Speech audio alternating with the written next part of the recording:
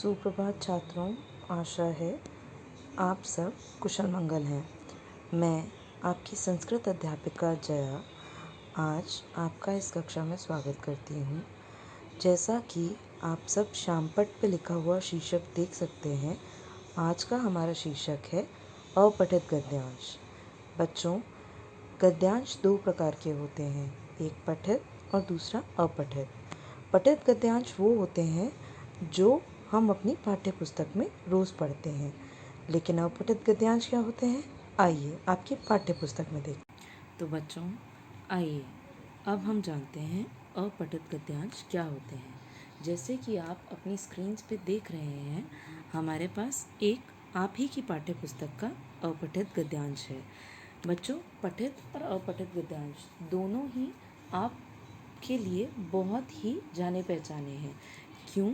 क्योंकि हाँ, मैं मानती हूँ संस्कृत में नहीं, पर हिंदी और अंग्रेज़ी इन दोनों भाषाओं में आपने ये दोनों प्रकार के गद्यांश करे हुए हैं। हिंदी में अपठित गद्यांश अपठित ही कहलाते हैं, लेकिन अंग्रेज़ी में अनसीन पैसेज करे हैं ना आपने? हाँ, मुझे पता है करे हैं। उसी प्रकार हम संस्कृत में भी यह अपठित गद्यांश करेंगे। तो बच्चों, मैं ये पहला अपठित गद्यांश स्वयं आपको अनुवाद सहित समझाकर करवाऊंगी, लेकिन इसके बाद इसके अगले भाग में जो दूसरा अपठित गद्यांश दिया है उसे आप लोग स्वयं करेंगे अपने गृह कार्य में। तो आइए पहले इस अपठित गद्यांश का अनुवाद पढ़ते हैं, उसके बाद हम इसके प्रश्न करेंगे। अस्माकं देशः भारतमस्ति। हमारा देश भारत है। अस्य राजधानी नवदिल्ली अस्ति।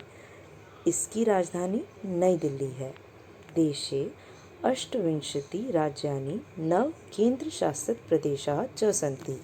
देश में 28 राज्य और 9 केंद्र शासित प्रदेश हैं।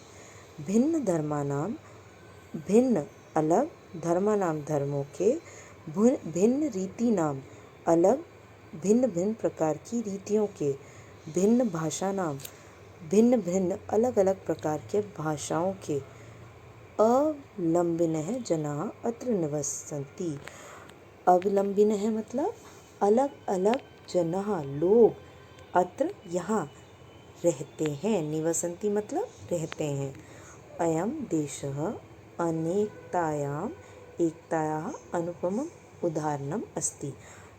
यह देश अनेकता में एकता का अनुपम मतलब एकदम सटीक उदाहरण है। धन्यः एषा भारत भूमि। धन्य है ऐसी भारत की भूमि। तो बच्चों, हमने इस अपठित गद्यांश का अनुवाद समझ लिया। अब आइए इसके प्रश्नों पे चलते हैं। एक पदेन उत्तरत, एक पद में उत्तर दीजिए। अस्माकं देशः कः, हमारा देश क्या है? तो बच्चों, ये तो हमारी पहले ही वाक्य में उत्तर है।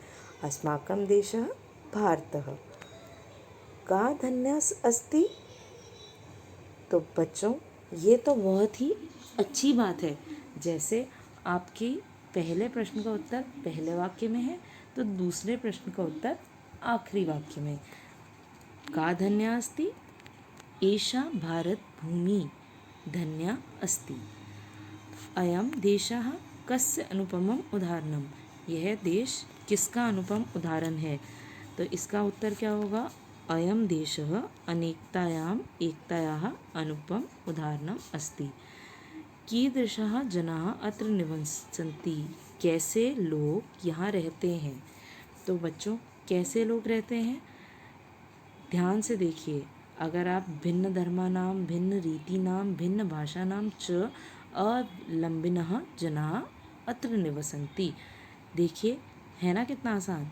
सीधा सीधा आपका जो वाक्य ऊपर दिया है वही नीचे आपसे पूछ लिया गया है। तो बच्चों, अब इस आखिरी प्रश्न को भी देख लीजिए। निर्देशानुसारम उत्तरत, निर्देश अनुसार उत्तर कीजिए। गद्यांशे राष्ट्रे इत्यर्थे किं पदं प्रयुक्तम?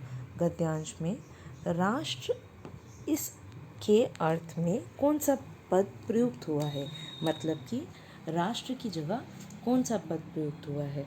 तो हमारा इसका उत्तर है देशे। बच्चों, राष्ट्रीय और देशे दोनों एक ही अर्थ के दो अलग शब्द हैं। क्या आप समझे? चलिए अब आगे चलते हैं। तो आगे क्या है? दूसरा प्रश्न देखिए बच्चों। देशे अष्टाविंशति राज्यानि न केंद्र शासित प्रदेशाः च सन्ति इति वाक्ये किम अव्ययपदम्। बच्चों, मैंने आप लोगों को अव्ययपदों का अर्थ बताया हुआ है, तो इस वाक्य में अव्ययपद कौन सा है? जी बिल्कुल, इस वाक्य में अव्ययपद है च, यानी कि और। तो आइए इसका आखिरी प्रश्न देखते हैं। आखिरी प्रश्न है गद्यांशस्य उचितम शीर्षकम लिखत। गद्यांश का उचित शीर्षक लिखिए। तो बच्चों, मेरे अनुसार इसका उचित शीर्षक हो सकता है अस्माकं देशः। अब आप लोगों के अनुसार कौन सा उचित शीर्षक है, मुझे ज़रूर बताइएगा, मैं इंतज़ार करूँगी। आशा है आपको अपठित गद्यांश समझ आ गया होगा। अगर आपको यह अपठित गद्यांश समझ आ गया है तो इसी के नीचे दिया हुआ रामायणम वाला अपठित गद्यांश आप अपने गृह कार्य में करने का प्रयास कीजिएगा और मुझे ज़रूर बताइएगा कि आपको अपठित गद्यांश समझ आया या नहीं। मैं आपकी संस्कृत अध्यापिका जया आपसे इजाज़त लेती हूँ। नमस्कार।